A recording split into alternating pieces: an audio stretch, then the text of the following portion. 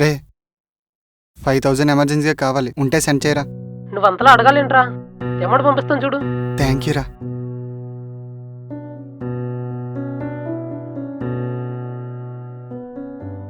Doctor గారు ఏం లేదన్నారు, జస్ట్ నువ్వు నా ప్రేమ ఎక్కువైపోయి ఫుడ్ ఎక్కువ తినేసావంట. జస్ట్ ఫుడ్ పాయిజన్ అంతే. అయినా నేనే ఏం చేయలేకపోయినా ఆ దేవుడేం చేస్తాడు? భయపడకు, బాధపడకు. భయపడితే నన్ను చూడు, బాధపడితే నిన్ను చూసుకుంటా. చెప్పా కదా నాన్నయ్య చూసుకుంటానని. ఇకపై నీ ప్రేమ నాదే, నీ కష్టం కూడా నాదే.